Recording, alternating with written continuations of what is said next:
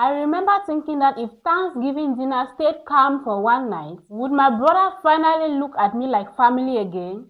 But something about the silence afterwards felt strangely wrong. The first thing I remember about that Thanksgiving was how normal it felt.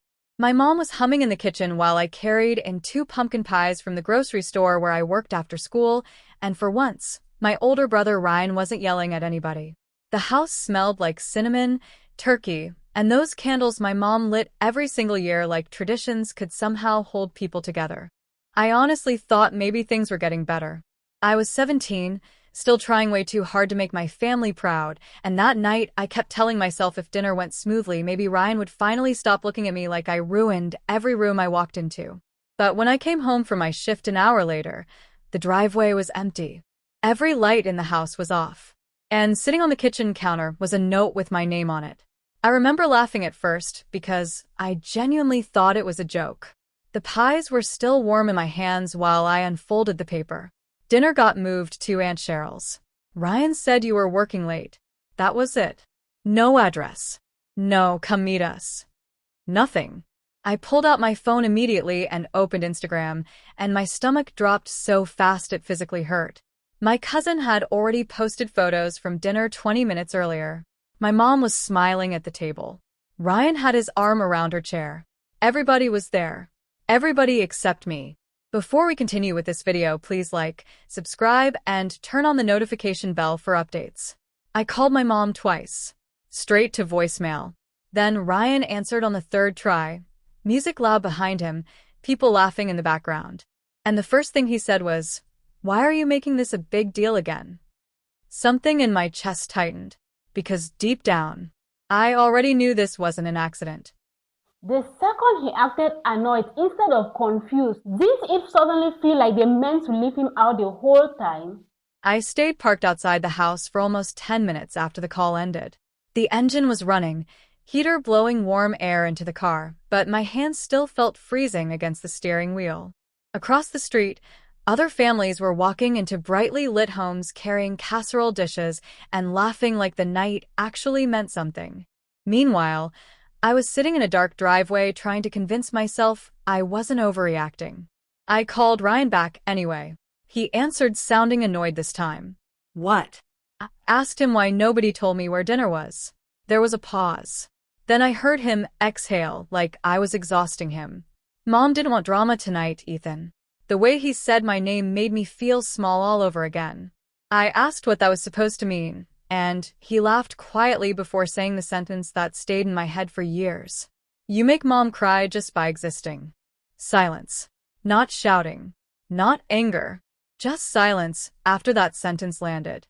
Then he hung up. I don't even remember pulling away from the curb after that. I just remember driving with no real destination while Christmas lights blurred through the windshield. Around midnight, I ended up outside a tiny 24-hour diner off the highway. Inside, the place smelled like burnt coffee and old syrup. I sat alone in a corner booth staring at untouched fries while families filled the booths around me. And that's when an elderly woman at the table beside mine quietly asked, "Honey, are you here by yourself on Thanksgiving?" I looked up so fast I almost knocked over my drink. The woman beside me had silver hair pulled into a loose braid and one of those soft faces that instantly made you feel safer than you deserved to feel. Her husband sat across from her wearing an old green sweater, both of them halfway through a slice of pecan pie. For a second, I almost lied. I almost smiled and said my family was waiting somewhere nearby. But something about the way she looked at me made it impossible. So instead, I nodded once. The woman's expression changed immediately. Not pity. That somehow would have hurt less. It looked more like heartbreak. Her husband glanced toward the untouched food in front of me, then toward the window where snow had started falling harder outside. "You shouldn't spend Thanksgiving alone," he said gently. I tried brushing it off. Told them I was fine. Told them I had work early anyway. The woman smiled sadly. Nobody your age sits in a diner at midnight on a holiday because they're fine. That sentence nearly broke me right there in the booth, because it was the first honest thing anybody had said to me all night. A few minutes later, she introduced herself as Evelyn. Her husband was Walter. And before I could even process what was happening, Evelyn asked the waitress to box up my food and said, "You're coming home with us." I should have said no. These were strangers. But when my phone buzzed again, I looked down expecting my mother's name. Instead, it was Ryan. One text. "Mom's finally calm now. Thanks." And for the first time in my life, I realized my own family felt relieved when I disappeared. I followed Walter and Evelyn through falling snow to a small blue house 20 minutes outside town. The porch was covered in crooked Christmas lights, and before we even made it through the front door, I could hear people laughing inside. Real laughing. Loud, messy, unfiltered laughter that didn't sound tense or careful the way it did at my house. Evelyn took my coat, like she'd known me for years. "No arguments," she said when I tried protesting. "You're eating actual food tonight." The warmth hit me immediately. Cinnamon, coffee, fireplace smoke. Somebody was arguing over card games in the kitchen while an old movie played in the living room. For a few seconds, I just stood there frozen because I didn't know what to do in a house where nobody looked angry. Then a girl about my age walked into the hallway holding a bowl of whipped cream. She stopped when she saw me. Dark hair pulled into a messy bun. Oversized hoodie. Sharp eyes that noticed everything instantly. "This the mystery guest?" she asked. Walter grinned. "Claire, this is Ethan." She looked me over for exactly 1 second before saying, "You look like someone who's had the worst night of his life." I laughed before I could stop myself. Not because it was funny, because somehow she was completely right. Later that night, while everyone crowded around the dining table arguing about pie, my phone buzzed again in my pocket. Voicemail from Mom. I stepped into the hallway and played it quietly against my ear. But instead of sounding worried, she sounded irritated. "Ethan, where are you? Your aunt says you upset Ryan before dinner. I don't want any more problems tonight." I stared at the phone in disbelief. And behind me, Claire's voice suddenly said, "What exactly did they do to you?" I stayed in that hallway longer than I should have, phone still pressed to my ear, the voicemail ending and looping in my head like it didn't know how to stop hurting me.